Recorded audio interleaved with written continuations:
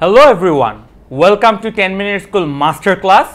আমি শামির মুনতাজির আজকে আপনাদের সাথে আছি।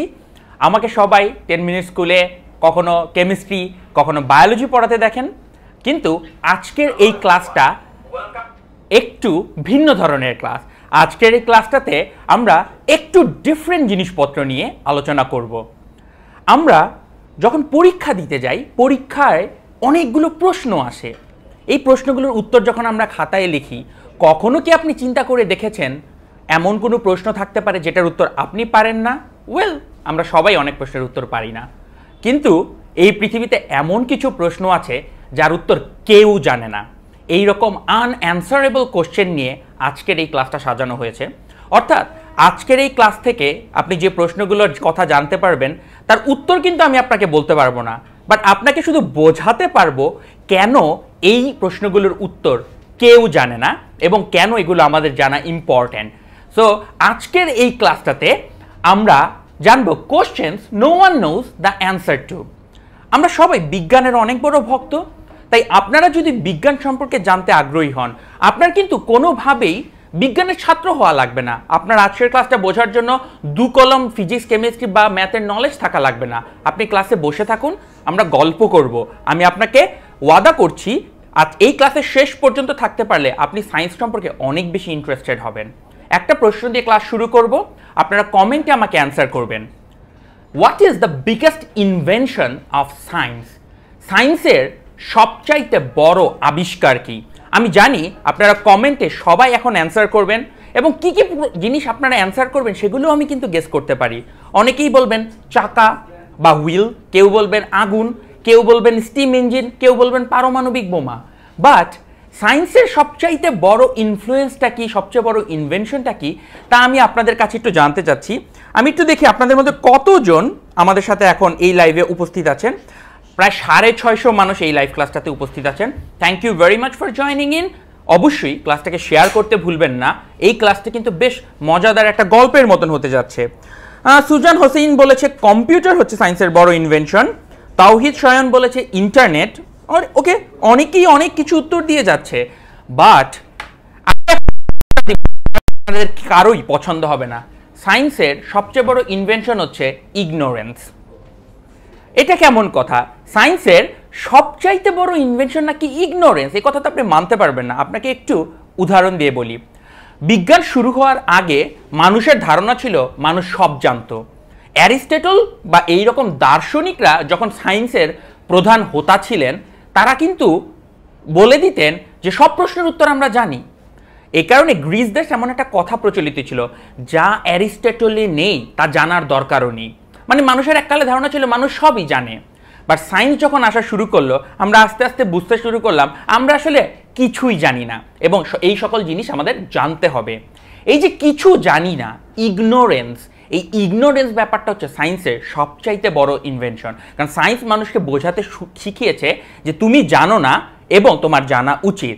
দ্যাটস ওয়াই আজকের এই ক্লাসটাতে আমরা এমন কিছু প্রশ্ন নিয়ে আলোচনা করব যার উত্তর হচ্ছে একটাই, উই ডোন্ট নো। তাহলে আপনারা কি তৈরি আমাদের সাথে এই ওয়ান্ডারফুল না জানা প্রশ্নের জগতে ঘুরে বেড়ানোর জার্নিতে যুক্ত হওয়ার জন্য?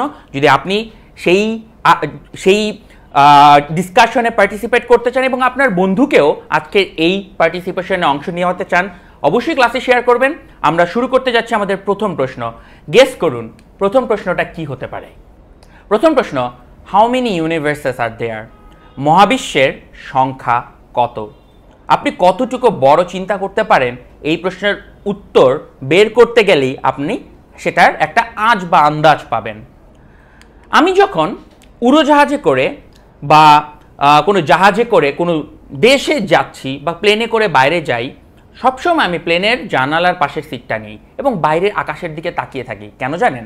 আমি সবসময় চিন্তা করি আমি বাংলাদেশে বড় হওয়া একটা ছোট্ট মানুষ, বাংলাদেশটাই আমার জন্য অনেক বড়। আমি যখন পৃথিবীর অন্য কোনো দেশে যাই, আমি বুঝি আসলে আমি কত কম দেখেছি। আমাদের জন্য বিশ্বটা কত বড় বা পৃথিবীটা কত বড়। পৃথিবীটা কত বড় সেই প্রশ্নের উত্তর কি আপনি জানেন? পৃথিবীটা হচ্ছে 510 মিলিয়ন বর্গ কিলোমিটার বড়। Holi sheet, that's a big world. আমরা অনেক বড় একটা পৃথিবীতে বাস করি। বাট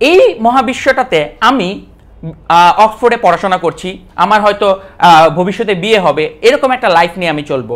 বাট ঠিক এর প্যারালাল একটা ইউনিভার্সে হয়তো আমি একটু ভিন্ন একটা লাইফ লিড করি। এর প্যারালাল একটা ইউনিভার্সে আমি হয়তো হাইকার হিসেবে ঘোরাঘুরি করি। অর্থাৎ কোয়ান্টাম ফিজিক্স বলে একটা ইউনিভার্সের ঠিক কাছাকাছি বাট একটু ভিন্ন অনেকগুলো ইউনিভার্স থাকতে পারে। এটা এমন একটা চিন্তা যেটা আপনার আমার পক্ষে ডিরেক্টলি মাইন্ডের ভেতরে নেওয়াটা অনেক কষ্টকর, কারণ এই সকল কথা আমাদের কাছে অনেক অলিক মনে হয়, বাট ম্যাথমেটিক্যালি সায়েন্টিফিক্যালি এই সবগুলোই এখন মানুষ বিশ্বাস করে। সো প্রশ্নটা দাঁড়ায়, হাউ মেনি ইউনিভার্সেস আর দেয়ার? অনেক বিজ্ঞানী বলে ইউনিভার্স আসলে একটাই। ওয়েল, আইনস্টাইনের মতন অনেকেই আবার বলার চেষ্টা করছে না, ইউনিভার্সের সংখ্যা অনেক বেশি। যারা থিওলজি নিয়ে পড়াশোনা করে, যারা ফিলোসফি নিয়ে পড়াশোনা করে, তারা আবার মাঝে মাঝে বলে ইউনিভার্স বলে কিছু নাই, সব কিছুই হচ্ছে একটা দৃষ্টিভ্রম, everything is an illusion. So আমরা বলতে পারি how many universes are there? এই প্রশ্নের ক্ষেত্রে অ্যান্সার হচ্ছে দেয়ার ইজ নো অ্যাগ্রিমেন্ট। এই প্রশ্নের উত্তর আমরা দিতে পারি না। অনেকেই বলে থাকে সংখ্যাটা হচ্ছে 0 আর ইনফিনিটের মাঝামাঝি কিছু একটা। কি অসহায় বোধ করছেন? ওয়েল, এই ক্লাসের উদ্দেশ্যটাই ছিল আপনাকে একটু অসহায় বোধ করানো, কারণ সবসময় আমরা জিনিসপত্র জেনে জেনে অভ্যস্ত। এখন একটু জানা উচিত আমরা যে কত কিছু জানি না এবং আমাদের জানার লিমিটটা কত ছোট সেটা। যদি এইটুকু আলোচনা ভালো লেগে থাকে অবশ্যই ক্লাসটা শেয়ার করুন যাতে বন্ধু বান্ধব একটু জয়েন করে। আপনারা হয়তো ইন্টারেস্টিং এই কেমিক্যালগুলো সামনে দেখতে পাচ্ছেন এবং চিন্তা করছেন এগুলার পারপাস কি। এগুলোর পারপাস হচ্ছে যখন আমার গলা শুকিয়ে যাবে তখন এগুলো থেকে আমি আমার গলাকে একটু ভিজিয়ে নিতে পারি। এগুলোর আসলে পুরো ক্লাসের পারপাস খুব বেশি কিছু নাই। আমি একটু আপনাদের সাথে কমেন্ট ইন্টারাকশন করার চেষ্টা করি। দেখি আমাদের, ও মাই গড, এখনো 700 বন্ধু, ও না 1000 বন্ধু আমাদের সাথে আছে। মাই গড, আমি ভেবেছিলাম আমি হয়তো অনেক কঠিন জিনিসপত্র নিয়ে আলোচনা করতে যাচ্ছি, তার মানে হয়তো আপনাদের ক্লাসটা ভালো লাগছে বলেই মনে হচ্ছে। যদি ভালো লেগে থাকে এখন একটু বলবো, এখন রাত, সবাই হয়তো জানালার পাশে কোথাও বসে আছেন বা বাইরে থাকেন, সবাই একটু বাইরে যেয়ে তাকান। যদি আপনি আকাশের দিকে তাকান, আপনি একটু চিন্তা করেন আপনি যে তারাগুলো দেখতে পারেন সেই তারাগুলো আসলে অনেক দূরের দূরে অবস্থিত, অনেক দূরের অনেক গ্যালাক্সি আছে এবং এই গ্যালাক্সির সংখ্যা নিয়ে আমরা তখন আলোচনা করলাম। এবং ইউনিভার্সের সংখ্যা কত চিন্তা করেন, যদি আসলে 10⁵500 অথবা ইনফিনিট নাম্বার অফ ইউনিভার্স থেকে থাকে, তখন একটা প্রশ্ন কিন্তু মাথায় আসে। সেই প্রশ্নটা হচ্ছে, are we alone in this universe? আমরাই কি এই পুরো মহাবিশ্বে একমাত্র প্রাণ? আমাদের ছাড়া অন্য এলিয়েন বা ইন্টেলিজেন্ট লাইফ কি আছে? এটা আমাদের দ্বিতীয় প্রশ্ন এবং এই প্রশ্ন নিয়ে মানুষের জানার আগ্রহের অন্ত নেই।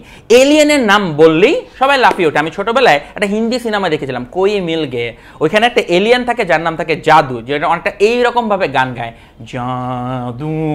তো আমার ওইটা দেখতে ভালো লাগতো, কারণ এলিয়েন জিনিসটা আমরা খুবই ইন্টারেস্টেড এই টপিকটা নিয়ে। But are we alone in this universe? এই প্রশ্নের উত্তর কিন্তু বেশ কঠিন। একটু চিন্তা করে দেখেন, স্টার বা সূর্যের সংখ্যা, সৌরজগতের সংখ্যা মহাবিশ্বে এত বেশি, একটাতে যদি আমরা থেকে থাকি, এই ইনফিনিট নাম্বার বা 10⁵500-এর মধ্যে অন্য আরেকটাতে তো আরও লাইফ থাকার কথা, তাহলে আমরা লাইফ পাই না কেন? ওয়েল, এই প্রশ্নটার উত্তর দেওয়ার জন্য একটা ব্যাখ্যা করা হয়। 1950 সালে ফার্মি নামক একজন বিজ্ঞানী এই ফার্মিস প্যারাডক্স বলে একটা জিনিস ব্যাখ্যা করেন, যেটা আসলে বলে যে কেন আমরা এই মহাবিশ্বে অন্য কোনো ইন্টেলিজেন্ট লাইফের সংখ্যা খুঁজে পাচ্ছি না বা কেন পাবো।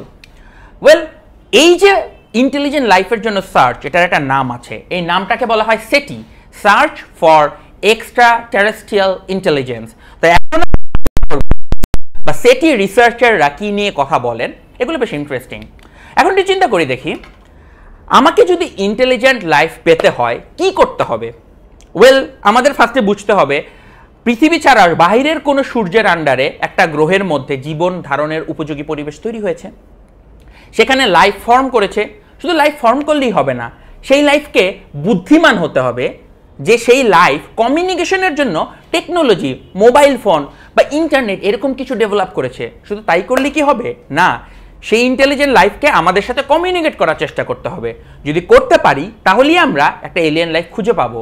সেটা সম্ভাবনা কতটুকু সেটাও কিন্তু বিজ্ঞানীরা পরিমাপ করার চেষ্টা করেছেন। এই জিনিস পরিমাপ করার সর্বপ্রথম চেষ্টা করার জন্য যে ইকুয়েশন দেওয়া হয় সেটাকে বলা হয় ড্রেক ইকুয়েশন। ড্রেক নামক একজন বিজ্ঞানী এই ইকুয়েশনটিকে নিয়ে আসেন এবং খুব বিদঘুটে এটা নিয়ে আপনার এখন মাথা ঘামানোর দরকার নেই, আপনি আমার সাথে থাকলেই এই ইকুয়েশনটা নিয়ে একটু আলোচনা করতে পারবেন। এই ইকুয়েশনে এন নামক একটা জিনিস ক্যালকুলেট করার চেষ্টা করা হয়। এন কি? এন হচ্ছে মিল্কি ওয়ে গ্যালাক্সি, মানে আমরা মানুষরা যে গ্যালাক্সিতে আছি সেই মিল্কি ওয়ে গ্যালাক্সিতে কতগুলো টেকনোলজিক্যাল সিভিলাইজেশন থাকতে পারে। আমরা যেরকম টেকনোলজিক্যালি সিভিলাইজ, মিল্কি ওয়ে গ্যালাক্সির মধ্যে আর কতজন টেকনোলজিক্যালি সিভিলাইজ থাকতে পারে।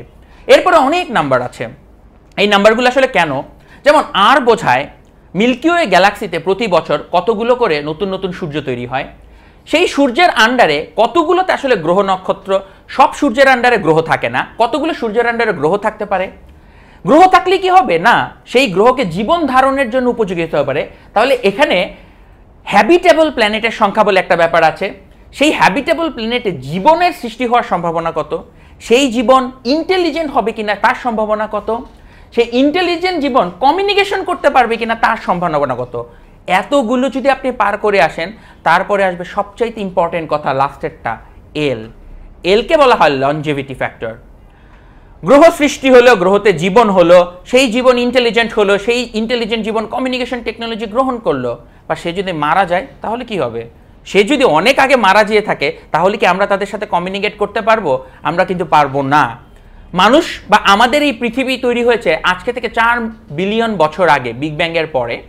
সো 4 মিলিয়ন বছরের আগে যদি ধরেন আরও 10 বিলিয়ন বছর আগে একটা জায়গায় পৃথিবীর মধ্যে একটা লাইফ তৈরি হয়, সেই লাইফ কিন্তু লনজিভিটি ফ্যাক্টর বা খুব বেশি দিন না বাঁচার কারণে আমরা কমিউনিকেট করতে পারবো না। তাই আমরা এখন কি করি জানেন? আমরা চেষ্টা করতেছি সৌরজগতের মধ্যে পৃথিবীর বাইরে আদার যে গ্রহগুলো আছে তাতে প্রাণ আছে কিনা সেটা খুঁজে বের করার। এবং আমরা কি করি, 2 দিন পর পর ইলন মাস্ক সাহেব কি করেন, ইলন মাস্ক কয়েকদিন পর পর মঙ্গল গ্রহে যাওয়ার জন্য উঠে পড়ে লাগেন। এবং উদ্দেশ্য কি? মঙ্গল গ্রহে যদি প্রাণী খুঁজে পাওয়া যায় তাহলে কি দাঁড়াবে? সৌরজগতের মধ্যে পৃথিবীতে প্রাণ আছে, মঙ্গল গ্রহে প্রাণ আছে, তার মানে লাইফ বা প্রাণ এটা খুব রেয়ার অকেশন না। একটা ছোট্ট সৌরজগতের মধ্যেই যদি 2বার লাইফ পাওয়া যায়, তার মানে এই ড্রেক ইকুয়েশনের প্রবাবিলিটি অনেক হাই হয়ে যাবে। এক সৌরজগতে যদি 2বার লাইফ পাওয়া যায়, লাইফ বেশ কমন, 9টা গ্রহের মধ্যে 2টাতে লাইফ পাওয়া যায়, তার মানে আমরা যদি সৌরজগতের বাইরে গিয়ে খুঁজতে পারি আরও লাইফ পাওয়া যাবে। তাই মানুষ এটা নিয়ে অনেক এক্সাইটেড। আপনার কাছে মনে হতে পারে মঙ্গলে লাইফ খুঁজে পেয়ে আমাদের কী লাভ? এটা ড্রেক ইকুয়েশনের প্রবাবিলিটিকে অনেক বাড়িয়ে দেয়। তাই এই ড্রেক ইকুয়েশনের কোনো অ্যান্সার নেই। কেন? ড্রেক ইকুয়েশনে যে ফ্যাক্টরগুলো আছে সেই ফ্যাক্টরগুলোর এস্টিমেশন আমরা জানি না। বিজ্ঞানীরা প্রথম 3টার একটা এস্টিমেশন করার চেষ্টা করেছেন, পরেরগুলোর এস্টিমেশন এখনো করে পার পেয়ে উঠতে পারেননি। তবে অনেক বিজ্ঞানী বলার চেষ্টা করেছেন এই ড্রেক ইকুয়েশনের সবচেয়ে ইম্পর্টেন্ট কিন্তু হচ্ছে এল বা জীবন ধারণের সময়। তাই অনেকে ড্রেক ইকুয়েশনকে একটা সিম্পলিফাইড রূপে প্রকাশ করে। আমরা একটা ইন্টেলিজেন্ট সিভিলাইজেশন পাবো যদি ওই ইন্টেলিজেন্ট সিভিলাইজেশনটা অনেক বেশি দিন বাঁচতে পারে। তাই এইটা হচ্ছে খুব ইম্পর্টেন্ট, লনজেভিটি ফ্যাক্টরটা। বাট যাই হোক না কেন, এই যে ড্রেক ইকুয়েশন তার কোনো অ্যান্সার কিন্তু নাই। তার মানে অন্য একটা এলিয়েন সিভিলাইজেশন আছে কিনা তার ডেফিনেট প্রুফ আপনি আমাকে দিতে পারবেন না। শুধু আপনি না, স্টিফেন হকিং সাহেব চেষ্টা করেছেন, কার্ল সেগান সাহেব চেষ্টা করেছেন, আপনিও চেষ্টা করতে পারেন, আপনার পাশের বাসার মানুষটাকেও চেষ্টা করতে দিতে পারেন। বাট ইন্টেলিজেন্ট লাইফ আছে কিনা তার এক্সাক্ট প্রবাবিলিটি কত সেটা বের করা কিন্তু খুবই কঠিন। তাই কেউ যখন আপনাকে জিজ্ঞেস করবে মহাবিশ্বে কি আর কোনো প্রাণ আছে, মহাবিশ্বে কি আমরা মানুষরাই একা, অ্যান্সারটা হচ্ছে as usual, we don't know. এবং আমরা এর মধ্য দিয়ে আমাদের দ্বিতীয় প্রশ্নের উত্তর করলাম। এবার একটু দেখব আমাদের সাথে আপনারা যারা এখনও এই ক্লাসটিতে ধৈর্য ধরে বিরক্ত সহকারে হয়তো কিছু না বুঝলেও শোনার চেষ্টা করছেন, শুধু এই প্রশ্নগুলো সম্পর্কে জানার জন্য আমি আপনাদের সাথে কিছুক্ষণ কথা বলার চেষ্টা করি। এবং একই সাথে আমাদের এই লাল বিভিন্ন কালারের যে ড্রিঙ্কস রয়েছে, আই হোপ এগুলা, এটা কি Mountain Dew probably, right? I guess, nice. এটা কি? এটা একটা গ্রেপ জুস। হ্যাঁ, দিস ইজ নট গুড, খুবই বাজে। মিক্স করে খান। আচ্ছা, পরে ওকে। আমাদের সাথে অনেকেই আছে, আমি দেখতে পাচ্ছি অনেকেই অমনিভার্স, অনেকে অনেক কিছু নিয়ে প্রশ্ন করছে। আমি দেখতে পাচ্ছি আবু নাইম শুভ আমাদের সাথে, রাজকিশোর বিশ্বাস দেখছেন, মুনজিরিন শাহিদ আমাদের সাথে আছে। অনেকেই বলছে অনেকদিন পরে আমাকে দেখে ভালো লাগছে, থ্যাংক ইউ। আমিও আপনাদের সাথে ক্লাসটা নিয়ে বেশ মজা পাচ্ছি।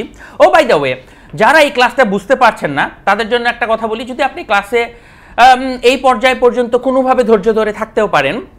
আমরা সামনে আরও ইন্টারেস্টিং জিনিস নিয়ে আলোচনা করব, তো সেগুলোর জন্য আপনি একটু ধৈর্য ধরে আমাদের সাথে থাকেন। কারণ এতক্ষণ পর্যন্ত আমরা কি আলোচনা করলাম, মহাবিশ্বের সংখ্যা কত, এই মহাবিশ্বে আর কোনো জীবন আছে কিনা। বাট আপনাকে একটা প্রশ্ন করি, আপনি ধরেন একটা এলিয়েন লাইফের সম্মুখীন হলেন, আপনি কিভাবে বুঝবেন ও জীবন্ত? ওয়েল, আপনি কি আদৌ বলতে পারবেন সে জীবন্ত? কারণ আপনি সব কিছু চিন্তা করেন আপনার ল, আপনার পারসেপশনের উপর ভিত্তি করে। আপনার থেকে ডিফারেন্ট ওয়েতে যে চিন্তা করে, আপনি হয়তো তার যে জীবন আছে সেটা বুঝতেই পারবেন না। তাই নাম উত্তর না জানা সেই প্রশ্নগুলোর আলোচনাতে আমাদের তৃতীয় প্রশ্নটা খুবই কঠিন, এবং এই প্রশ্নটা হচ্ছে হোয়াট ইজ লাইফ। আপনার কাছে মনে হতে পারে এই প্রশ্নটা খুব সোজা, আপনাকে আমি এখন একটু মজা দেখাবো। আমি 2012 সালে ঢাকা বিশ্ববিদ্যালয়ে ভর্তি হই। জেনেটিক ইঞ্জিনিয়ারিং ডিপার্টমেন্টের প্রথম ক্লাসে আমাকে আমাদের টিচার জিজ্ঞেস করে, শামির বলো তো জীবন কি? এবং আপনারা যেরকম অ্যান্সার এখন দিতে চেষ্টা করবেন আমিও সেরকম দেওয়ার চেষ্টা করেছি। ধরেন এখানে অনেক কিছু আছে, এগুলো উপরের লাইনের জিনিসগুলো জীবন্ত, নিচেরগুলো জীবন্ত না। আপনাকে যদি জিজ্ঞেস করি একটা বানর যে জীবন্ত আপনি কিভাবে জানেন? আপনি বলবেন বানর লাফালাফি করে তাই জানি। তাহলে লাফালাফি যে করতে পারে সেই কি জীবন্ত? ব্যাপারটা এরকম না, কারণ রোবটও লাফালাফি করতে পারে। ওয়েল, আপনাকে যদি আমি বলি একটা চিংড়ি মাছ জীবন্ত, এটা আপনি কিভাবে বুঝেন? আপনি বলবেন যে একটা চিংড়ি মাছকে আমরা সাঁতার কাটে যেতে দেখাই, তার মানে সাঁতার যে কাটতে পারে সে কি জীবন্ত? ব্যাপারটা সেরকমও না, আমরা একটা রোবট বানাতে পারি যে সাঁতার কাটতে পারে। লাইফের ডেফিনেশন দেওয়া খুবই টাফ, এবং এখন পর্যন্ত লাইফের কোনো ভালো ডেফিনেশন নাই। এবং কেন লাইফের ডেফিনেশন দেওয়াটা খুব টাফ, সেগুলো নিয়ে এখন আমি আপনার ব্রেনের সাথে বেশ কিছু কঠিন ধরনের মজা করব। প্রথম শুরু করব আমার অনেক ফেভারেট একটা লোকের উক্তি দিয়ে। লোকটার নাম হচ্ছে আরউইন শ্রোডিঞ্জার। শ্রোডিঞ্জারের ক্যাট বলে যেটা থট এক্সপেরিমেন্ট আছে, সেই আরউইন শ্রোডিঞ্জার সাহেব 1944 সালে একটা বই লেখে, হোয়াট ইজ লাইফ। শ্রোডিঞ্জার সাহেব তার বইতে ফিজিক্স দিয়ে লাইফের ব্যাখ্যা দেওয়ার চেষ্টা করে। তিনি বলেছিলেন living things avoid decay into disorder and equilibrium. এই কথাটা আপনাদের জন্য অনেক কঠিন। খুব সহজ ভাষায় বললে, মহাবিশ্বের সব কিছু সবসময় ভাঙতে চায়, এটাকে বলে সেকেন্ড ল অফ থার্মোডাইনামিক্স, যেটা বলে মহাবিশ্বের সব কিছু ভেঙে বিশৃঙ্খল হতে চায়। কিন্তু লিভিং থিংস পুরো উল্টা কাজটা করে। আমাদের কোষের ভিতর কি হয় জানেন? ছোট ছোট ছোট ছোট জিনিস মিলে বড় বড় জিনিস তৈরি করে। তাই আমাদের কোষের ভেতরে ওই থার্মোডাইনামিক্সের সেকেন্ড লয়ের উল্টা কাজটা হয়। এবং শ্রোডিঞ্জার সাহেব তাই লাইফের ডেফিনেশন এইভাবে দেওয়ার চেষ্টা করেছিলেন যে living things avoid decay into disorder and equilibrium. But এই প্রশ্নটা আপনাদের জন্য বুঝতে অনেক কষ্ট, বা আপনাদের জন্য আমি এটা সহজ করে কয়েকটা আলোচনা করি। একটা,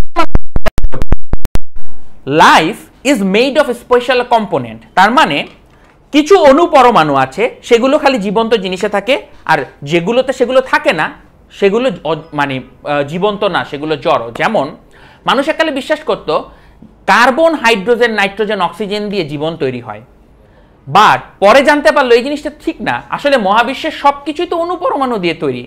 তাইলে কেন আমরা কয়েকটাকে জীবন্ত আর কয়েকটাকে মৃত বলবো? কেন কতগুলোকে জীব কতগুলো জড় বলবো? সবগুলোই কিন্তু একই অণুপরমাণু দিয়ে তৈরি। এবং এখন পর্যন্ত বিজ্ঞানীরা এমন কোনো মৌল খুঁজে পায়নি যেগুলো শুধু লাইফেই থাকে, নন লিভিংয়ে থাকে না। এই যে আমার হাতের মোবাইল ফোনটা, আমার এখানে টেবিলের উপর কাঠটা, এবং আমার শরীর যা দিয়ে তৈরি তার অনেক কিছুতেই মিল আছে। এই মোবাইল ফোনটাতে আয়রন আছে, আমার শরীরে আয়রন আছে। লাইফের কোনো স্পেশাল কম্পোনেন্ট নেই, তাই কম্পোনেন্ট দিয়ে আমরা লাইফকে আলাদা করতে পারি নাই। তাহলে পারি নেই, এবার একটু আগে আমরা যদি আরেকটু আগে আগাই, আমরা দেখব অনেকেই বলার চেষ্টা করে জীবন হচ্ছে একটা কমপ্লেক্স অর্গানাইজেশন। আমাদের দেহ কোষ দিয়ে তৈরি, এবং কোষের মধ্যে অনেক কমপ্লেক্স ঘটনাপাতি ঘটতে থাকে। তার মানে কি কমপ্লেক্স সিস্টেমই লাইফ? না, আমার হাতের যে এই মুঠোফোনটা, এই মুঠোফোনটা কিন্তু বেশ কমপ্লেক্স, এবং এটাও বেশ অর্গানাইজ, এটাও চারপাশে একটা আবরণ দ্বারা আবৃত, এটার ভেতরেও এনার্জি প্রোডাকশন এবং অনেক কিছু মেকানিজম আছে। তাই কমপ্লেক্স অর্গানাইজেশন দিয়ে আপনি জীবনকে ডিফাইন করতে পারবেন না। তাহলে এই মোবাইল ফোনটাকে তো আপনার জীবন্ত বলতে হবে। ওয়েল, আমরা আরেকটু সামনে আগাই। অনেকে বলার চেষ্টা করে লাইফ মেনটেইনস হোমিওস্ট্যাসিস। এর মানে হচ্ছে আমাদের লিভিং বডির টেম্পারেচার সবসময় কত? 37 ডিগ্রি টেম্পারেচার। আমাদের ব্লাডের পিএইচ হচ্ছে 7.4। অর্থাৎ জীবন সবসময় একটা constant temperature constant pH maintain করে থাকে। কিন্তু যারা এরকম হোমিওস্টেসিস বা কনস্ট্যান্ট প্যারামিটার মেনটেন করতে পারে তাদেরকে কি আপনি জীবন বলবেন? পারবেন না। কেন? আমি যেই স্টুডিওতে ক্লাস নিচ্ছি এটা টেম্পারেচার সারা জীবন 25 ডিগ্রি সেলসিয়াস থাকে, কারণ এখানে এসি আছে।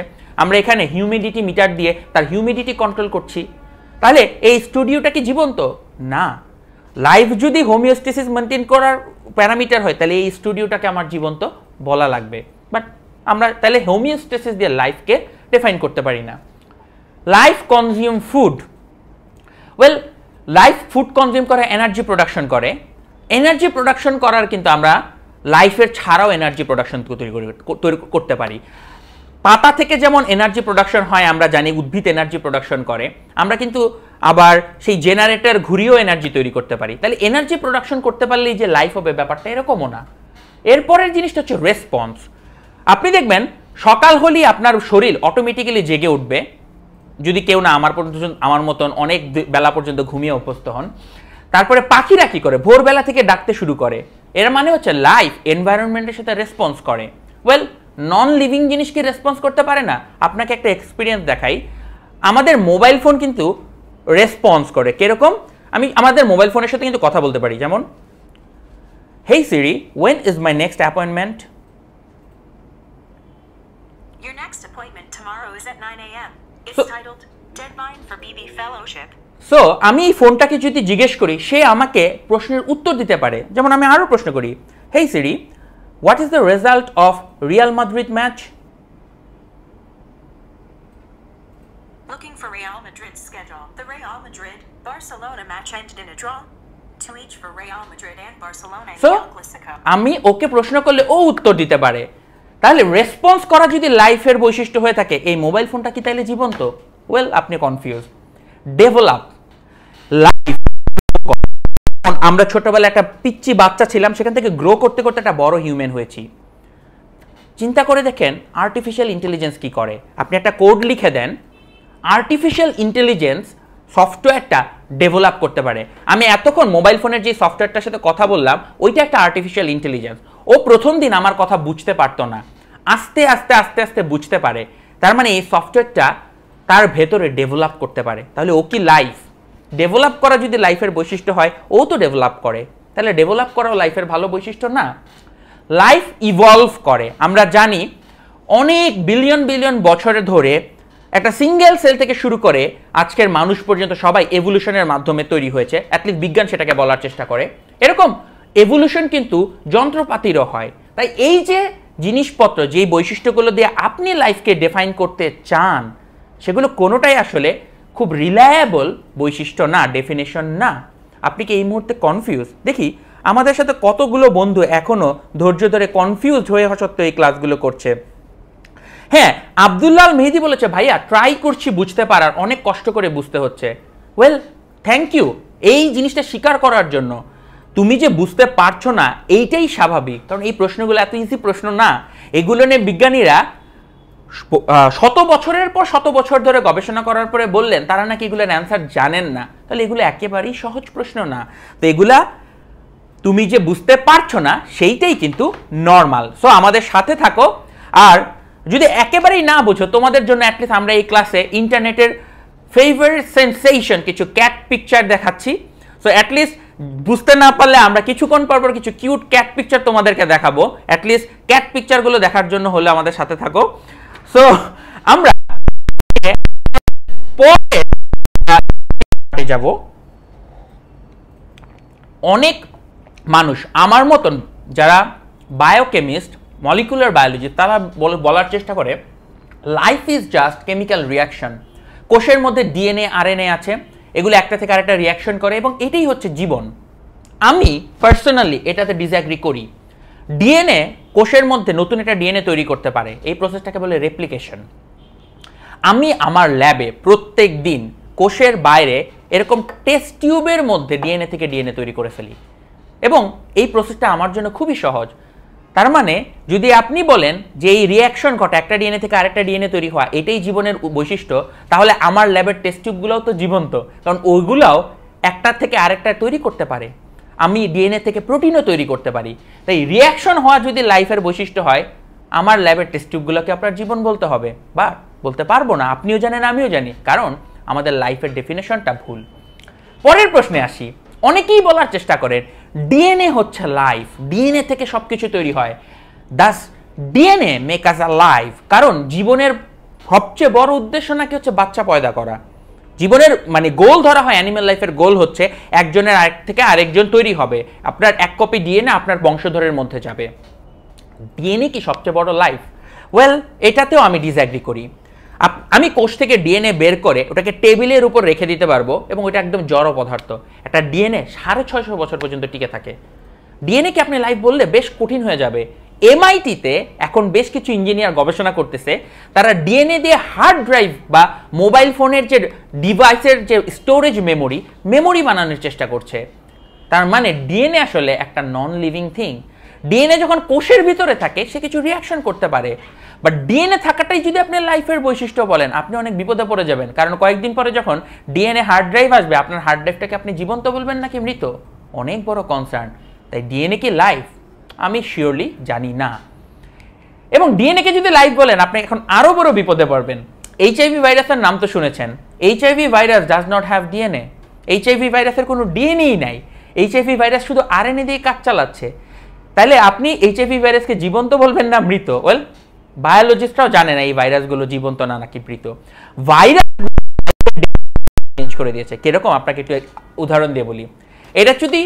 এটা যদি আইফেল টাওয়ার হয়, পৃথিবীর ভাইরাসের সংখ্যা হচ্ছে এত বড়, 25 মিলিয়ন মিটার কিউব। অর্থাৎ এরকম 8-10টা আইফেল টাওয়ারের সমান ভাইরাস পৃথিবীতে আছে। মানে পৃথিবীর সবগুলো ভাইরাস এত বড়, এত সংখ্যক ভাইরাস আছে। ভাইরাস মানুষের জীবনের ডেফিনেশনকে অনেক টাফ বানিয়ে দিয়েছে। এর একটা বড় উদাহরণ আপনাকে দেখাই। এই ভাইরাসটা হচ্ছে সায়ানো ভাইরাস, এবং এই ব্যাকটেরিয়াটা হচ্ছে সায়ানো ব্যাকটেরিয়া। একটা সায়ানো ব্যাকটেরিয়া মারা গেল, একটা ব্যাকটেরিয়া মারা গেল, এই মৃত দেহটার মধ্যে যদি এই ভাইরাসটা ঢুকে, তাহলে ব্যাকটেরিয়াটা আবার জীবন্ত হয়ে যায়। একটা মৃত ব্যাকটেরিয়ার ভেতরে এই ভাইরাসটা যদি ঢুকে, তাহলে ওই মৃত ব্যাকটেরিয়াটা জীবন্ত হয়ে যায়। আপনার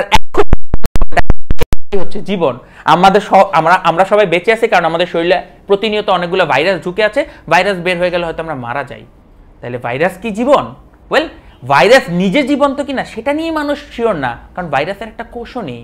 তাই আপনি ভাইরাস দিয়ে যদি লাইফের ডেফিনেশন দিতে চান, তাও আপনি পারবেন না। তাহলে আপনি বুঝতে পারছেন বায়োলজিস্টরা লাইফের ডেফিনেশন নিয়ে কতখানি ফ্রাস্ট্রেটেড। আমরা যত কিছু দিয়ে জীবনের ডেফিনেশন দেওয়ার চেষ্টা করি, আমরা সব কিছুতে ফেল করতেছি। লাস্ট আরেকটা ইন্টারেস্টিং ছিল, সেটা হচ্ছে ইজ ইনফরমেশন লাইফ? এই সব কিছু যদি বাদ দিই, লাইফ কি? আমাদের ডিএনএর মধ্যে ATCG দিয়ে একটা কোড লেখা আছে, এবং এই অ্যাডিনিন গুয়ানিনের কোড, যে এই কোডের মধ্যে নাকি জীবনের মূল রহস্য লেখা। ওয়াটসন ক্রিক সাহেব ডিএনএ আবিষ্কার করার পরে তারা কেমব্রিজের ইগল পাবে ঢুকে চিৎকার করে বলেছিলেন, we have discovered the secret of life. DNA নাকি সিক্রেট অফ লাইফ। তাহলে ডিএনএর ইনফরমেশনই তো লাইফ হওয়া উচিত। তাহলে একটু চিন্তা করেন, ডিএনএর যে ইনফরমেশনগুলো, সেগুলো কিন্তু এখন আমরা কম্পিউটারে নিতে পারি। ডিএনএ সিকোয়েন্সিং করে এই একটা হিউম্যানের ডিএনএ প্রায় একটা পেন ড্রাইভের 3.9 গিগাবাইট জায়গা ধারণ করে। একটা হিউম্যান ডিএনএ একটা পেন ড্রাইভে 3.9 গিগাবাইট জায়গা ধারণ করে। তো আমি পেন ড্রাইভের মধ্যে লাইফের ইনফরমেশন নিয়ে নিলাম, এরপর কম্পিউটার লিখে আমি এই লাইফটাকে সিমুলেট করতে পারি কম্পিউটারের মধ্যে। কম্পিউটারের মধ্যে সফটওয়্যার দিয়ে সিমুলেট করতে পারি। সিমুলেট যদি করি, তাহলে আপনি ওই সফটওয়্যারটাকে লাইভ বলবেন? অবশ্যই বলতে পারবেন না। ইভেন এখন অনেকে এটাও আর্গিউ করে, কম্পিউটার সায়েন্টিস্টরা, যে আমরা সবাই নাকি এখন একটা কম্পিউটার সিমুলেশনের মধ্যে আছি, এবং এই এন্টায়ার মহাবিশ্বটা হইতে পারে কারো কম্পিউটারের সিমুলেশন, যাই আমার থেকে অনেক বেশি পাওয়ারফুল। বাট এগুলো সবই থিওরি, এগুলো ডিরেক্টলি আপনি বিশ্বাস করবেন না। আমাদের আজকের ক্লাসের উদ্দেশ্য কিন্তু আপনাকে প্রশ্নের উত্তর দেওয়া না, বরং আপনার মাথায় আরও প্রশ্ন সৃষ্টি করা, যাতে করে আপনি বুঝতে পারেন আপনি অনেক কিছুই জানেন না, যেমনভাবে বিজ্ঞানীরাও জানে না। So what is life? Life is chemicals? No, আমরা জানি কেমিক্যালগুলো থাকলেই লাইফ হয় না। Is life reaction? রিয়াকশন ঘটলেও লাইফ হয় না। ডিএনএ থাকলেই কি লাইফ হয়? ওয়েল, ডিএনএ থাকলে লাইফ নাও হতে পারে, আবার ডিএনএ ছাড়াও লাইফ হতে পারে। Is life information? তাহলে তো কম্পিউটার ভাইরাসও লাইফ হয়ে যাবে।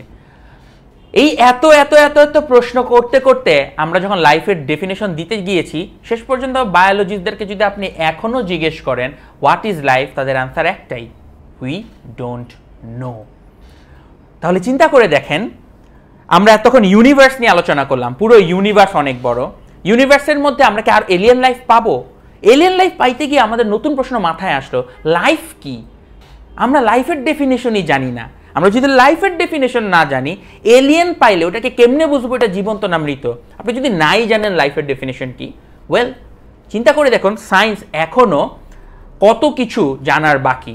এককালে মানুষ ধারণা করতো মানুষ সব জানে, কারণ সব কিছু নাকি কোনো মানুষের কাছে কোনো বইতে লেখা আছে। পরে মানুষ রিয়েলাইজ করলো মানুষ আসলে কিচ্ছু জানে না। And that is the beauty of science. আমার মতন যারা সায়েন্স ভালোবাসে, আমার মতন যারা বিজ্ঞানী হিসাবে এখন কাজ করে বিভিন্ন ল্যাবে, তার প্রতিদিন ঘুম থেকে ওঠে এটা নিয়ে অনেক এক্সাইটেড, কারণ আজকে তারা হয়তো নতুন কিছু বের করে ফেলবে যেটা এর আগে এন্টায়ার মহাবিশ্বে কেউ জানতো না। And that is the beauty of science. আমরা শেষ করে ফেললাম। আমাদের সাথে 650 বন্ধু এখনো ক্লাসে আছে। এই 650 বন্ধুকে আমি একটু ধন্যবাদ দিব। তোমরা হয়তো সবকিছু না বোঝা সত্ত্বেও অনেক ধৈর্য ধরে ক্লাস করছো। Well, thank you very much. তোমাদের জন্য এই মোমেন্টে ইন্টারনেটের second most sensation cat picture, তোমরা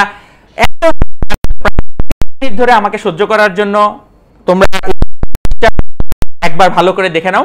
ওয়েল, আমার পার্সোনালি এই ক্যাটটার নাম হচ্ছে মিনি, তো সে হাই টু মিনি। ওয়েল, এরপরে আমরা যেই জিনিসটা নিয়ে শুরু করতে যাচ্ছি, আমাদের লাস্ট প্রশ্নটা সবচাইতে কঠিন, কারণ আমরা যতই প্রশ্ন করি ততই আরও উত্তর খুঁজতে গিয়ে আরও প্রশ্ন করি, এবং আমরা প্রশ্নের মধ্যে প্রশ্ন করতে করতে হারিয়ে যাই, এবং এই হারানোর জন্য বেস্ট জায়গা হচ্ছে এর পরবর্তী প্রশ্ন। চলে যাচ্ছি আজকের ক্লাসের সবচেয়ে কঠিন এবং সবচাইতে মজার প্রশ্ন। এই প্রশ্নের উত্তর জানতে হলে অনেক ধৈর্য ধরে বসতে হবে। পরের প্রশ্ন হচ্ছে, হাউ বিগ ইজ ইনফিনিটি? অসীম কত বড়? তোমরা সবাই ইনফিনিটির নাম শুনেছ। ইনফিনিটি কি? ইনফিনিটি হচ্ছে সবচাইতে বড়, ইনফিনিটি হচ্ছে সবকিছুর শেষ। বাট ইনফিনিটি কত বড় এটা কি তুমি আন্দাজ করতে পারো? এইটা আন্দাজ করাটা বেশ মাথা ধরার ব্যাপার। তাই এই পয়েন্ট থেকে ক্লাসে যারা থাকবে, প্লিজ তোমাদের জন্য আমি একটা নয়, দুইটা নয়, তিনটা নয়, বরং 4টি ক্যাট পিকচার দেখাচ্ছি। থ্যাংক ইউ যে তুমি যদি এই পয়েন্ট থেকে বাকি ক্লাসটুকু করতে চাও, তোমার অনেক বেশি ধৈর্য লাগবে এবং অনেক চিন্তা করে ক্লাসটা শুনতে হবে। ওয়েল, ক্লাসের পরে এই ভিডিওটা আবার দেখেও শিখতে পারবা। How big is infinity? আমি তোমাদেরকে প্রথম চমকটা দেখাই। আমি যদি তোমাকে এই কথা বলি তুমি কোনোদিন বিশ্বাস করবা না। তো আমি বললাম পৃথিবীতে যতগুলো জোড় সংখ্যা আছে ততগুলো সংখ্যা আছে, তুমি কি মানবা? আমি বললাম there are as many even numbers as natural numbers. পৃথিবীতে যতগুলো সংখ্যা আছে ততগুলো জোড় সংখ্যা আছে। তুমি মানবাই না, কারণ তুমি বলবা সংখ্যা আছে দুই রকম, জোড় বিজোড়। তাই আপনি যদি বলেন জোড় সংখ্যার সংখ্যা আর সংখ্যার সংখ্যা সমান, এটা কেমনে হইল? আমি তোমাকে একটু বোঝাই। তোমার দুই হাতের আঙ্গুল সমান, তাই না? সংখ্যা এই হাতেও 5টা আছে, এই হাতেও 5টা আছে। এইটা তুমি কিভাবে জানো? তুমি এই হাতের উপর যদি এই হাত রাখো, দেখো প্রত্যেকটার সাথে প্রত্যেকটা ম্যাচ করে। দ্যাটস ওয়াই তুমি জানো এই দুই হাতের আঙ্গুলের সংখ্যা সমান। তোমার কিন্তু আঙ্গুল গণার দরকার নাই, তুমি একটার উপর আরেকটা রাখো, রাখলেই বুঝতে পারো যদি প্রত্যেকটার এগেনস্টে প্রত্যেকটা ম্যাচ করে, এই দুই হাতের সংখ্যা সমান। তাকাই দেখো, এটা হচ্ছে জোড় সংখ্যার সেট 2, 4, 6, 8। এটা হচ্ছে ন্যাচারাল নাম্বার বা প্রাকৃতিক সংখ্যার সেট 1, 2, 3, 4, 5, 6, পূর্ণ সংখ্যার সেট। একটু চিন্তা করে দেখো এই দুইটা সেট সমান কেন? এর প্রথম সদস্যের এগেনস্টে এখানে একটা প্রথম সদস্য আছে, এর দ্বিতীয় সদস্যের এগেনস্টে একটা দ্বিতীয় সদস্য, 3 নম্বরের জন্য 3 নম্বর, 4 নম্বরের জন্য 4 নম্বর।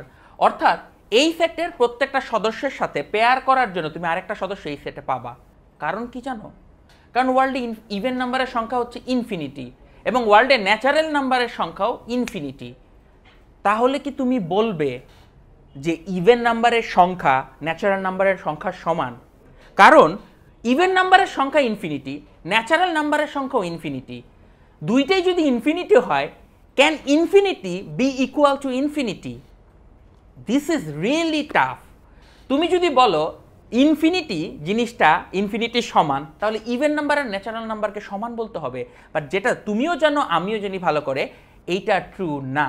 আমি যে সেটা একটু ভাঙে বলি, যদি ইভেন নাম্বারের সংখ্যাকে আমি বলি ইনফিনিটি 1 এবং ন্যাচারাল নাম্বারের সংখ্যাকে যদি বলি আমি ইনফিনিটি 2, আমি দুইটা ডিফারেন্ট ইনফিনিটি বলার চেষ্টা করতেছি।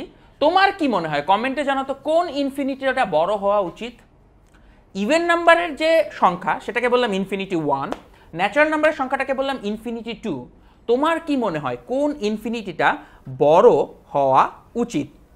আমি দেখতে পাচ্ছি প্রায় 350 মতন বন্ধু আমাদের সাথে এখনও ক্লাসে আছে। থ্যাংক ইউ যারা ক্লাসের পরে 400 মতন বন্ধু আমাদের সাথে এখনও আছো।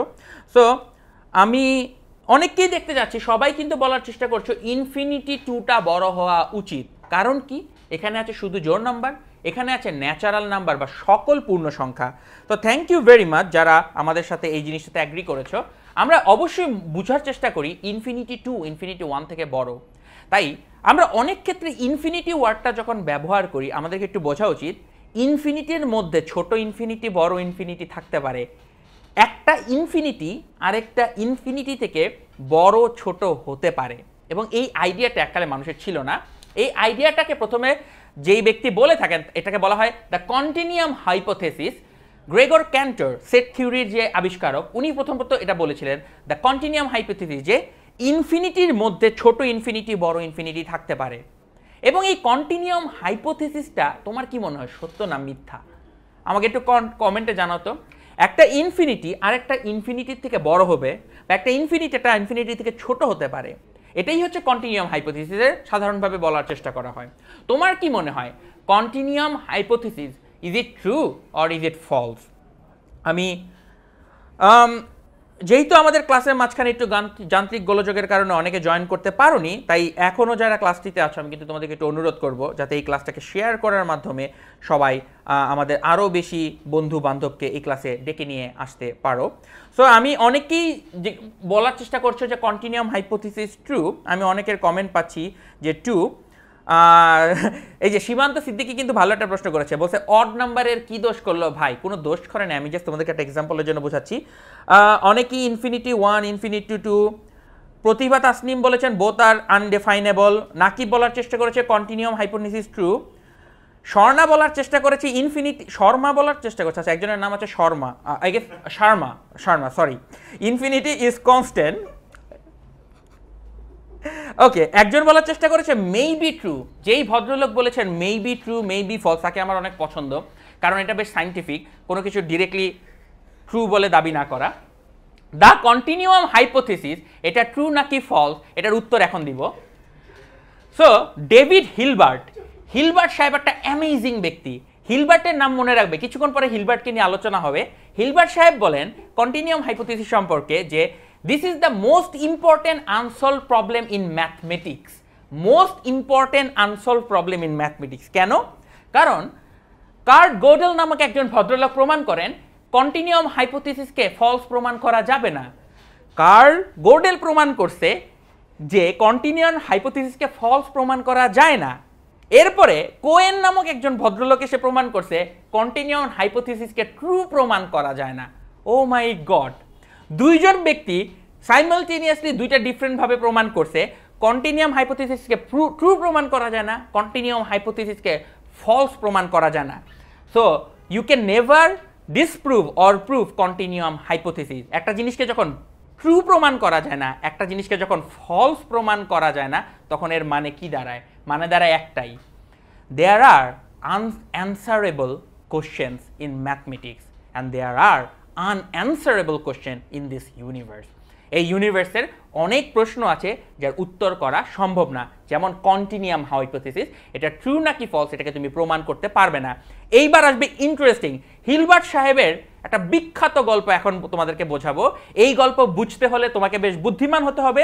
যদি মাথা ব্যথা ধরেই থাকে, আবারও তোমরা যদি এখন এই ভিডিও থেকে দূরে চলে যেতে ইচ্ছা হয়, তোমাদের জন্য আছে ইন্টারনেটের greatest sensation cat picture Mickey. So say hi to Mini. এখন আমরা আলোচনা করব হিলবার্টস ইনফিনিটি হোটেল নিয়ে। Well, let me be very frank with you, তোমার যদি ধৈর্য বা চিন্তা শক্তি কম হয় এখন তুমি খুবই অসহায় ফিল করবা। আমরা চিন্তা করতে পারি একটা সার্টেন লিমিটের মধ্যে, লিমিট যে আমরা ভাঙতে পারি না, হিলবার্টস ইনফিনিটি হোটেলের আলোচনায় তুমি সেটা বুঝবা। কতখানি ভালো চিন্তা করতে পারো, let's give it A try, দেখি তুমি কতখানি ভালো চিন্তা করতে পারো। হিলবার্টস ইনফিনিটি হোটেল কি? ইনফিনিটি হোটেল হচ্ছে একটা হোটেল যাতে ইনফিনিট নাম্বার সংখ্যক রুম আছে। তাহলে চিন্তা করো, এটা এমন একটা হোটেল যেখানে ইনফিনিট সংখ্যক রুম আছে এবং কোনো এক রাত্রে এই ইনফিনিটি হোটেলের সবগুলো রুম ভরা, তার মানে প্রত্যেক রুমে গেস্ট আছে। তাহলে চিন্তা করো আইডিয়াটা কত ডেঞ্জারাস। একটা হোটেল যাতে ইনফিনিট সংখ্যক রুম আছে এবং প্রত্যেক রুমে এখন একজন গেস্ট আছে, কোনো রুম খালি নেই। ইন্টারেস্টিং, তাই না? এই হোটেলের নাইট ম্যানেজার হচ্ছে জেফ্রি, এবং জেফ্রি হচ্ছে একজন ম্যাথ ম্যাজিশিয়ান, অর্থাৎ জেফ্রি ম্যাথে খুবই ভালো। জেফ্রির গল্পটাই তোমাকে বলবো। জেফ্রি এখন তার লাইফের ওয়ার্স্ট নাইটমেয়ার ফেস করবে। সেটা হচ্ছে জেফ্রি রাত 12টার সময় দেখলো এই ইনফিনিটি হোটেলের প্রত্যেকটা রুম ফুল। রাত 12টা বেজে 5 মিনিট হোটেলের ফ্রন্ট দরজাতে এসে একজন বেল বাজিয়ে বলল, Jeffrey, I need a room. এটা একটা ইনফিনিটি হোটেল যার প্রত্যেকটা রুম ভরা। এখন নতুন একজন কাস্টমার আসলো। চিন্তা করে দেখো, একটা হোটেলের 40টা রুম আছে, 40টা রুম যদি ভরা থাকে, নতুন একটা কাস্টমার আসলে তুমি তাকে কি বলবা? তুমি বলবা, ভাই বাসায় যান, আমার সম্ভব না আপনাকে রুম দেওয়া। বাট এটা ইনফিনিটি হোটেল এবং আমাদের জেফ্রি একজন ম্যাথমেটিশিয়ান। জেফ্রি বলল, আমার হোটেলটা ইনফিনিটলি বড় এবং তার প্রত্যেকটা রুম ভরা, বাট তারপরও আমি আপনাকে নিতে পারবো। এবং কিভাবে নিবে জানো? এটা খুব ইন্টারেস্টিং, একটু বোঝো। জেফ্রিকে যদি এখন নতুন একজন লোককে হোটেলে ঢুকাতে হয়, আগে একটা রুম খালি করতে হবে। জেফ্রি কিভাবে রুম খালি করলো সেই প্রক্রিয়াটা তোমাকে বলি। জেফ্রি রুম নাম্বার 1-এর দরজায় নক করে বলল, ভাই আপনি রুম নাম্বার 2-তে চলে যান তো। তাহলে চিন্তা করে দেখো, 1 নম্বর রুমের অধিবাসীকে বললো রুম নাম্বার 2-তে যেতে, যে 2 নম্বর রুমে ছিল তাকে বললো 3-এ যেতে, যে 3 নম্বর ছিল তাকে বললো 4-এ যেতে। তাহলে সে কি করলো? প্রত্যেক মানুষকে তার পাশের রুমে পাঠানো শুরু করলো। এটা যদি করা হয় কি হবে? প্রথম রুমটা খালি হয়ে যাবে এবং চিন্তা করো, তুমি ভাববা যেহেতু সবগুলো রুম পরিপূর্ণ, শেষ রুমের মানুষটা কই যাবে? Well, it's a infinitely large hotel, শেষ রুম বলে কোনো রুম নাই। প্রত্যেকে তার ডান পাশে গেলে আরেকটা রুম খুঁজে পাবে, কারণ ইনফিনিটির আইডিয়াটাই এটা। তাই আমরা প্রশ্নটা করেছিলাম, how big is infinity? Infinity এত বড় যে ইনফিনিটির সাথে যদি আরও 1 যোগ করো তাও ইনফিনিটিই থাকে। তাই এই প্রবলেমটা সলভ করার উপায় হচ্ছে, জেফ্রির প্রত্যেক রুমের নাম্বার যদি n হয়, তাকে n+1 রুমে শিফট করলে 1 সংখ্যক নতুন রুম ক্রিয়েট হবে। অর্থাৎ infinity can make room for 1 more guest. প্রত্যেককে যদি তার পাশের রুমে পাঠানো হয় তাহলে একজন করে নতুন গেস্ট পাওয়া যাবে। তাহলে চিন্তা করো, জেফ্রি প্রবলেম সলভ করে ফেললো। জেফ্রি বলল, ওয়েল আই এম অসাম, কারণ আমার পুরো হোটেলের সবগুলো রুম ভরা ছিল, তারপরও আমি একটা নতুন গেস্টকে একটা রুমে থাকতে দিতে পেরেছি। This is amazing. রাত বাজে 1টা। জেফ্রি এখন তার আরও গভীর প্রবলেমে পড়বে। হঠাৎ করে একটা নতুন বাস আসলো, এই বাসে আছে 40 জন গেস্ট। তুমি কি মনে করো জেফ্রি এখন এই প্রবলেমের সলভ করতে পারবে? এই প্রবলেম কিভাবে সলভ করা যাবে? ইনফিনিটলি লার্জ হোটেলে সব রুম ভরা, তার মধ্যে 40 জন নতুন গেস্ট আসলো। এখন কিভাবে জেফ্রি এই 40 জন নতুন মানুষকে থাকতে দিতে পারবে? সেটা যদি তুমি বলতে পারো, ইউ আর অসাম টু। আমি দেখতে চাই তোমাদের মধ্যে কতজন সেই প্রবলেমে সলভ করতে পারো। আমরা কথা বলছি ইনফিনিটি কত বড় তা নিয়ে। ইনফিনিটি এত বড় যে ইনফিনিটির মধ্যে 1 যোগ করলে সেটা ইনফিনিটিই থাকে, ইনফিনিটির মধ্যে 40 যোগ করলে সেটা ইনফিনিটিই থাকে। আমি তোমাকে ক্লু দিয়ে দিলাম। 370 জন মানুষ এই ক্লাসটি দেখছো। Please do share this class, যাতে করে অনেক বন্ধু যারা ক্লাস থেকে হারিয়ে গিয়েছিল তারা এই ক্লাসে থাকে। আমি দেখতে চাই যে কতজন এই প্রবলেমটা, ইয়েস আমি দেখতে পাচ্ছি একজন কিন্তু কারেক্ট অ্যান্সার দিয়ে দিয়েছে। থ্যাংক ইউ ভেরি মাচ যে কারেক্ট অ্যান্সারটা দিতে পেরেছো। যদি ইনফিনিটি হোটেলে 40 জন নতুন গেস্ট আসে, আমার 40টা নতুন রুম খালি করতে হবে। কিভাবে করা যাবে? আমরা n নম্বর রুমে যে আছে তাকে n+40 রুমে পাঠিয়ে দিব। এর মানে যে প্রথম রুমে আছে তাকে বলবো আপনি 41 নম্বর রুমে যান, যে দ্বিতীয় রুমে আছে তাকে বলবো 42 নম্বর রুমে যান, যে তৃতীয় রুমে আছে তাকে বলবো 43 নম্বর রুমে যান। এইভাবে প্রত্যেক গেস্টকে যদি 40 ঘর পরপর সরিয়ে দেই তাহলে প্রথম 40টা ঘর খালি হবে, যেইখানটাতে আমরা কিন্তু নতুন মানুষ বা নতুন গেস্টকে নিতে পারবো। তাহলে চিন্তা করো, ইনফিনিটির হোটেলের মধ্যে সব রুম ভরা থাকলেও 40 জন নতুন মানুষ আমি নিয়ে নিতে পারি। So infinity can make room for 40 more guest. How big is infinity?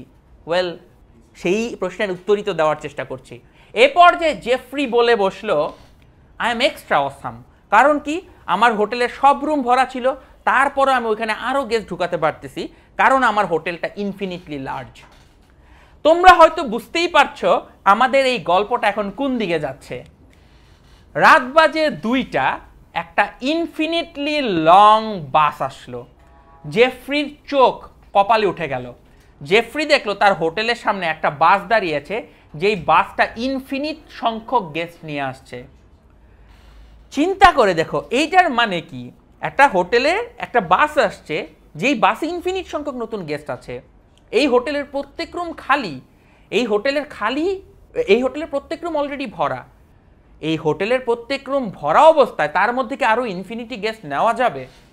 কি মনে হয়, নেওয়া কি যাবে? ইনফিনিটি কতখানি বড় যে ইনফিনিটির মধ্যে আরেকটা ইনফিনিট সংখ্যক নাম্বার কি নেওয়া যাবে? ওয়েল, এই প্রবলেম সলভ করতে হলে জেফ্রির এই লাইনটা বলতে হবে, I have to create a new infinity inside N infinity. ওই ইনফিনিট হোটেলের মাঝখানে এখন তাকে ইনফিনিট সংখ্যক রুম খালি করতে হবে, করে ওই নতুন ইনফিনিট সংখ্যক গেস্টকে এটার মধ্যে ঢুকাতে হবে। Do you understand how awesome that problem is? যে একটা ইনফিনিট সংখ্যক জায়গা যেটা অলরেডি পরিপূর্ণ, তার মাঝখানে তোমাকে ইনফিনিট সংখ্যক জায়গা খালি করবা, করে সেখানে ইনফিনিট নাম্বার অফ নতুন গেস্ট বসাবা। If this question does not excites you, I don't know what will.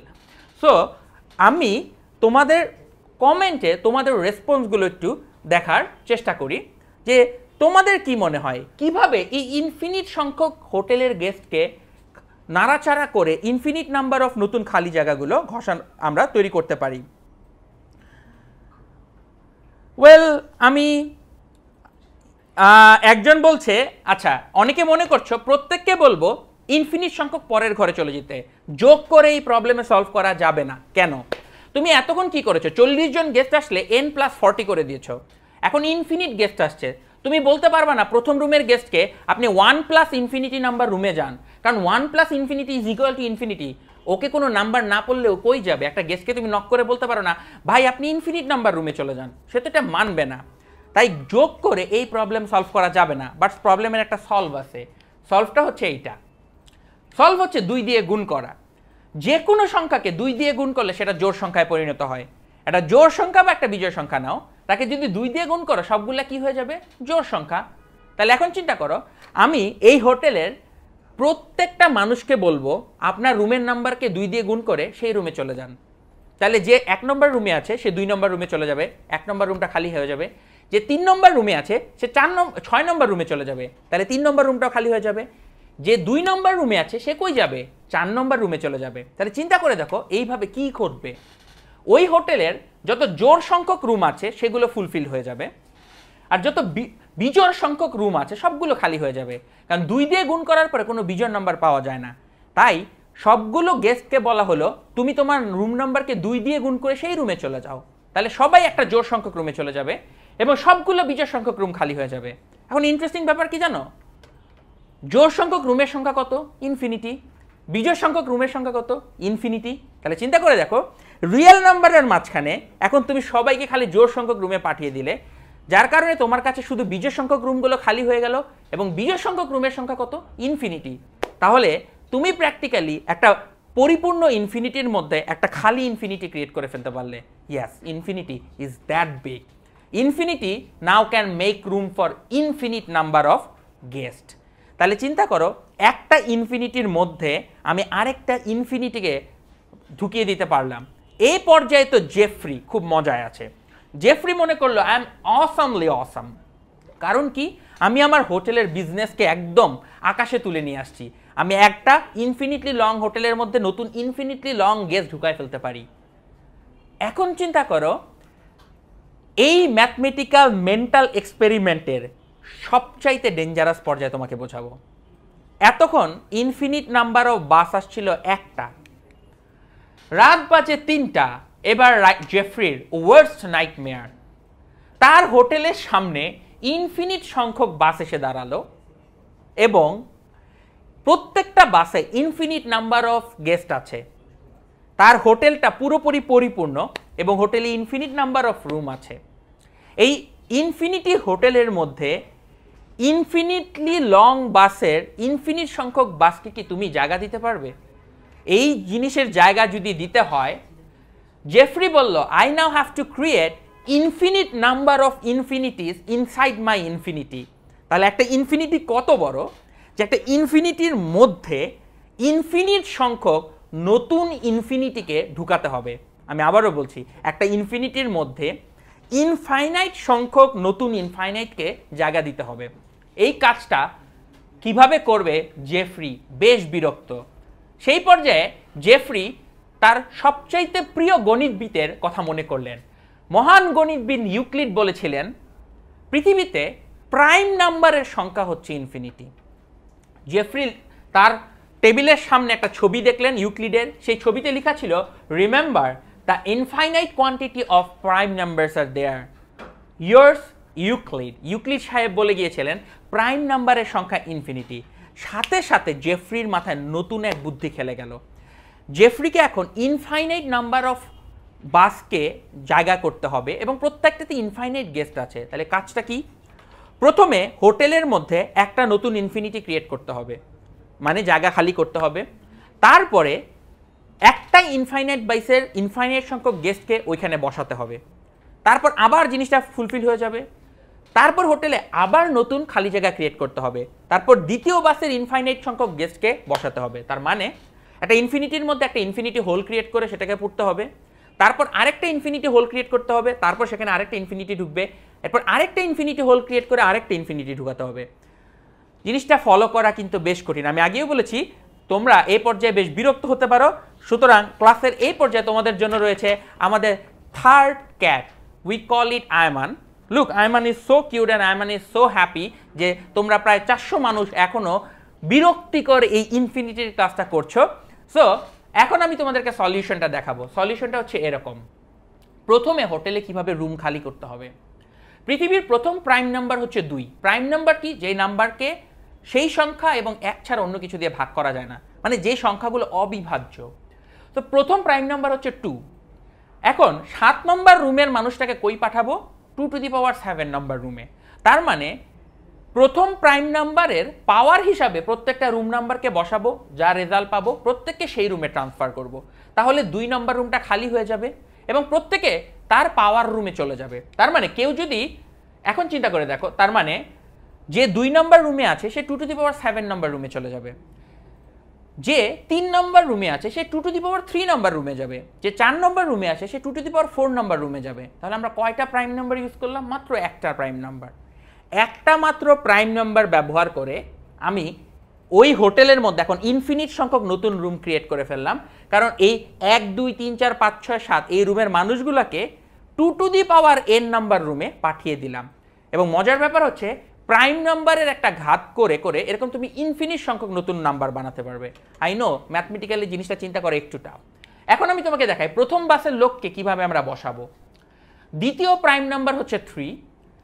এখন বাসেরও তো প্রত্যেকের সিট নাম্বার আছে। ধরো 7 নম্বর সিটের যে ব্যক্তি তাকে 3 টু দি পাওয়ার 7 নম্বর রুমটা দিব। এখন তুমি বলবা 3 to the power 7 number room তো হোটেলের মধ্যে বুকড না। হোটেলে 3 টু দি পাওয়ার 7 নম্বর রুমটা বুকড না, কারণ কিছুক্ষণ আগেই আমরা 2 টু দি পাওয়ার 7 করতে করতে প্রত্যেক মানুষকে সেই রুম থেকে সরিয়ে দিয়েছি। তার মানে ব্যাপারটা অনেকটা এরকম, দুইটা মৌলিক সংখ্যার পাওয়ার করে কখনো সমান অ্যান্সার পাবা না। যেমন 2 to the power x can never be equal two 3 to the power y। দুইটা মৌলিক সংখ্যার পাওয়ার করলে কখনো একই রেজাল্ট পাওয়া যায় না। দ্যাটস ওয়াই প্রথমবার মৌলিক সংখ্যার পাওয়ার করাতে রুমগুলো খালি হয়ে গেছিল এবং আমরা গ্যারান্টি দিতে পারবো এই 3 টু দি পাওয়ার 7 এর কারণে সেখানে ওই রুমগুলো আবার পরিপূর্ণ হওয়া শুরু করবে। তার মানে পুরো ঘটনাটা এইভাবে ঘটতে থাকবে। পরের বাসের জন্য এর পরের প্রাইম নাম্বার 5 এর পাওয়ারে বসাবো, এর পরের বাসের জন্য পরের প্রাইম নাম্বার 7 এর পাওয়ার বসাবো, 4 নম্বর বাসের জন্য পরবর্তী প্রাইম নাম্বার 11 এর উপরে পাওয়ার বসাবো। এভাবে প্রত্যেকটা প্রাইম নাম্বার ব্যবহার করে একটা একটা করে ইনফিনিটি সংখ্যক বাসকে আমরা হোটেলের মধ্যে ঢুকাবো। তাহলে চিন্তা করো প্রাইম নাম্বারের সংখ্যা কত? প্রাইম নাম্বারের সংখ্যা ইনফিনিটি। যেহেতু প্রাইম নাম্বারের সংখ্যা ইনফিনিটি এবং আমার বাসের সংখ্যা ইনফিনিটি, তাই আমি এই ইনফিনিট নাম্বার অফ বাসকে এই প্রাইম নাম্বারের পাওয়ার হিসাবে বসিয়ে বসিয়ে আমার ইনফিনিট হোটেলের মধ্যে আবারও জায়গা দিতে পারবো। যদি এই পুরো আলোচনার কিচ্ছু না বুঝে থাকো, congratulation, you are not alone. Probably 99% মানুষের এই জিনিসটা বোঝার কথা না। এই জিনিসটা আমার বুঝতে 2 দিন বসে বসে এটা নিয়ে চিন্তা করার লাগছে। তুমিও যদি চিন্তা করো বুঝতে পারবে, বাট ক্লাসের উদ্দেশ্য সব কিছু তোমাকে শিখিয়ে দেওয়া না। আমি একবার একটা খুব ভালো কথা পড়েছিলাম যে একটা ভালো টিচারের বৈশিষ্ট্য এইটা না যে সে তোমাকে সব কিছু বুঝাই দিবে, বরং তোমার মধ্যে এনাফ কিউরিওসিটি তৈরি করবে যাতে করে তুমি গিয়ে নিজে নিজে শিখতে পারো। তোমার কাছে যদি মনে হয় হিলবার্টের ইনফিনিটি হোটেলের আইডিয়াটা খুব ইন্টারেস্টিং, তুমি একটু পড়ে দেখো জিনিসটা কত ইন্টারেস্টিং জিনিস হচ্ছে এইটা, একটা প্রাইম নাম্বার বেইজের উপর যদি একটা ন্যাচারাল নাম্বার বসানো হয় তাহলে কখনো কোনো ওভারল্যাপিং নাম্বার পাওয়া যায় না। এবং ওই ইনফিনিটি হোটেলের মধ্যে infinite number of infinitely large বাসকে জেফরি সাহেব জায়গা দিয়ে দিতে পারলেন। এই পর্যায়ে জেফরি বলল, আই অ্যাম ইনফিনিটলি অসাম, কারণ সে ইনফিনিটির মধ্যে ইনফিনিট নাম্বার অফ ইনফিনিটিস ক্রিয়েট করে ফেললো। তোমার যদি এখন এই পর্যায়ে নিজেকে অনেক বিরক্ত মনে হয় যে আমি কিচ্ছু বুঝিনি, তোমাকে আরও খারাপ ফিল করাবো আমি, কারণ আমরা এতক্ষণ যে আলোচনা করলাম এটাকে বলা হয় the lowest level of infinity. তার মানে ইনফিনিটির যে আলোচনা আছে সেই আলোচনার মধ্যে এই আলোচনাটা হচ্ছে লোয়েস্ট লেভেল, কারণ আমরা কাউন্টেবল নাম্বারের ইনফিনিটি আলোচনা করেছি, আমরা 1 2 3 4 করে আলোচনা করেছি, আমরা 1.1 1.2 1.3 নিয়ে আলোচনা করিনি, আমরা র্যাশনাল নাম্বার ইররেশনাল নাম্বার নিয়ে আলোচনা করিনি, আমরা পাই নিয়ে আলোচনা করিনি। যদি রিয়েল নাম্বার ইনফিনিটি আলোচনা করতে চাই এই আলোচনা আরও কঠিন হবে। সো আমরা লোয়েস্ট লেভেল অফ ইনফিনিটি নিয়ে চিন্তা করতে গিয়ে প্রায় আটকে গেলাম, কারণ কি একটা ইনফিনিটির ভেতরে ইনফিনিট নাম্বার অফ ইনফিনিটিকে নতুন করে যোগ করা যায়। সো ইনফিনিটি কত বড়, বেশ টাফ। বাট তোমাকে এখন একটা মজার কোশ্চেন জিজ্ঞেস করি, জেফরি ওই রাতে কত টাকা ইনকাম করলো? ধরো জেফরির বেতন হচ্ছে ও যতগুলো রুমকে পরিপূর্ণ করতে পারবে তত টাকা পাবে, প্রতিটা রুমের জন্য জেফরি 1 টাকা করে পাবে। তাহলে চিন্তা করো রাতের শুরুতে হোটেলের ইনফিনিট নাম্বার রুম পরিপূর্ণ ছিল, তাহলে জেফরির ইনকাম ছিল ইনফিনিটি। রাতের শেষে হোটেলে ইনফিনিট নাম্বার অফ রুম পরিপূর্ণ আছে, তাহলে জেফরির ইনকাম হচ্ছে ইনফিনিটি। সো জেফরি অনেক কষ্ট করলো, জেফরির ইনকাম বাড়বে না, কারণ জেফরি অলরেডি ইনফিনিটি পরিমাণ টাকা পায়। Well, do you feel helpless at this point? You should, because এইটাই এই ক্লাসের মেইন উদ্দেশ্য। আমি এমন কিছু জিনিস আলোচনা করব যাতে তুমি বুঝো যে আমরা এই জিনিসগুলো সম্পর্কে আসলে কিছুই এখনো জানি না। সো আমাদের first question, how big is infinity? Well, we know the answer and the answer is we don't know, and it's very tough এটাকে প্রুফ করা, ডিসপ্রুফ করা। এবং এর মধ্য দিয়ে আমরা এই ইন্টারেস্টিং ক্লাসের একদম শেষ পর্যায়ে চলে এসেছি। ইউনিভার্সের সংখ্যা কত? ইউনিভার্সে কি লাইফ আছে? লাইফ বলতে আমরা কি বুঝি? ইনফিনিটি কত বড়? এই জাতীয় প্রশ্নগুলো আমরা আলোচনা করলাম। ক্লাসটা কেমন লাগলো কমেন্টে জানাবা। ক্লাসটা অনেক কঠিন লাগলে আমি বলবো সেটা একেবারে সঠিক রেসপন্স, ক্লাসটা কঠিন লাগারই কথা। ওয়েল, সায়েন্সের সব কিছু অনেক সোজা না, এগুলো পড়তে পড়তে জানতে জানতে জানার আগ্রহের কারণে সোজা হয়। বাট এই ক্লাসে যে সুন্দর সুন্দর ছবি চিত্রগুলো দেখলে এই সবগুলোর জন্য আমার ইনফিনিট থ্যাঙ্কস হচ্ছে আমার ফেভারিট দুইটা ইউটিউব চ্যানেলের প্রতি। উপরেরটা হচ্ছে কার্ক গাজাট ইন এ নাটশেল এবং দ্বিতীয়টা হচ্ছে টেড এড। 10 মিনিট স্কুলকে তোমরা ফলো করে ইউটিউবে এখনও সাবস্ক্রাইব না করে থাকলে সাবস্ক্রাইব করবে। বাট একই সাথে কার্ক গাজাট ইন এ নাটশেল এবং টেড এড ওদের ভিডিও থেকে আমরা এই ক্লাসের ম্যাটেরিয়ালগুলোর জন্য তথ্য উপাত্ত সংগ্রহ করেছি। তাই কেউ মনে করো না এই পুরো ক্লাসগুলোর আইডিয়াগুলো আমার ইউনিক আইডিয়া, এরকম কিছু না। আমি ওদের থেকে দেখে শিখেছি এবং তোমাদেরকে জানিয়ে দিলাম। তোমরা এই ক্লাসগুলো করার এবং ওদের ভিডিওগুলো দেখে আরও নিজেরা শেখার চেষ্টা করবে। এবং এর মধ্য দিয়ে আমাদের এই অ্যামেজিং ইনফিনিটলি ফান লাইভ ক্লাসটির শেষ পর্যায়ে আমরা এসে পৌঁছালাম। ওয়েল, অ্যাজ এ সায়েন্টিস্ট আমি যখন প্রত্যেকদিন সকালবেলা ঘুম থেকে উঠি আমি এক্সাইটেড থাকি এই চিন্তা করে যে আজকের দিনের শেষে আমি হয়তো এমন একটা প্রশ্নের উত্তর খুঁজে পাবো যে প্রশ্নের উত্তর আমার পূর্বজন্মে কেউ কখনো পায়নি। এটা হচ্ছে সায়েন্সের সবচেয়ে বড় ফান। এবং আমরা আজকে এমন 4টা প্রশ্ন নিয়ে আলোচনা করলাম যে 4টা প্রশ্নের উত্তর এখন পর্যন্ত বিজ্ঞানীরা দিয়ে যেতে পারেনি, হয়তো ভবিষ্যতে পারবে কিনা উই ডোন্ট নো। তাই ইদানিংকালে আমার খুব ফেভারিট লাইন হচ্ছে উই ডোন্ট নো। আমাকে কিছু জিজ্ঞেস করলে আমার অ্যান্সার হয় we don't know, because it's a very scientific answer. আমরা যদি এককালে আগেরকালকে দিনের মানুষের মতন চিন্তা করি আমরা সব কিছু জানি, সব কিছু একটা বইয়ের মধ্যে লেখা আছে আমি বলবো, সেটা খুব বাজে একটা অ্যাটিটিউড। এইভাবে মানুষ শিখতে পারে না। তাই আমাদেরকে নিজের ইগনোরেন্সকে মেনে নিয়ে আমরা এই সকল অসাম প্রশ্নগুলোর যদি উত্তর দিতে পারি তাহলেই আমরা ভবিষ্যতে সায়েন্সের এই ইনফিনিটলি টাফ কোশ্চেনগুলোর হয়তো অ্যান্সার দিতে পারবো। অ্যান্ড আমি প্রত্যেক দিন সকালবেলা আমি দেখতে চাচ্ছি যে আমার বন্ধুবর সাকিব বিন রশিদ আমাদের সাথে এই মুহূর্তে আসতে যাচ্ছে। সে কেন আসতে যাচ্ছে আসো দেখি। আমরা আসলে আমি মনে করছিলাম যে স্বামীর বোধহয় ক্লাসটা শেষ, স্বামী মনে হ্যাঁ শেষ শেষ শেষ শেষ। সো ফার্স্ট অফ অল আমি সকল ছাত্রদের পক্ষ থেকে স্বামীরকে অসংখ্য ধন্যবাদ জানাতে চাই যে সে অক্সফোর্ড হয়ে আমাদের কাছে আবার ফেরত আসছে। আমরা for the first time in history of 10 minutes school আমরা অক্সফোর্ড ফেরত একজনকে পেয়েছি আমাদের মাঝখানটাতে। এখনো আনুষ্ঠানিক ঘোষণা আসে নাই, বাট সে কিন্তু ভবিষ্যতে আবারও অক্সফোর্ডে রিসার্চের কাজে আবার যাচ্ছে। সে ইনশাআল্লাহ তার পিএইচডির জন্য অক্সফোর্ডে যাবে। আমি কি স্পয়লার দিছি? না না দিতে পারো, এটা আনুষ্ঠানিক ঘোষণা আসবে। সো ছাত্রদের পক্ষ থেকে এবং কেমি স্কুল সমগ্র টিমের পক্ষ থেকে স্বামীর মুদ্রাদের পক্ষে thank you very much, token of appreciation. আর this was one of the best master classes ever taken because এত বেশি কনফিউশন আর কোনো মাস্টার ক্লাসে হয় না, এবং এই পুরো মাস্টার ক্লাসে একটা প্রশ্নের উত্তর দেওয়া হয় নাই। হ্যাঁ, এবং শুধু প্রশ্ন তৈরি করা হয়েছে। Science is mostly about creating more questions, I think more questions than answers. So I guess তোমাদের হাতে এখন দায়িত্ব হচ্ছে অ্যানসার গুলি খুঁজে বের করা আর অ্যানসার নিয়ে চিন্তা করা, dedicate your life. I guess স্বামীরও যখন অক্সফোর্ডে যাবে ও এরকম কিছু কোশ্চেন নিয়ে কাজ করবে যেগুলোর অ্যানসার আমরা কেউ জানি না। সো তোমাদের যারা যারা সায়েন্স পড়তে চাও, look for more answers, I guess. Yes, এবং আমরা তাই 10 মিনিট স্কুলে সবসময় একটা কথা বলি, কারণ এই কথাটা দিয়ে আমরা শেখার প্রবণতাটাকে সবসময় প্রমোট করতে চাই। আমরা এখনো অনেক কিছু জানি না, যার অ্যান্সারে বলি we don't know. So in 10 minute school we always say what, never stop learning.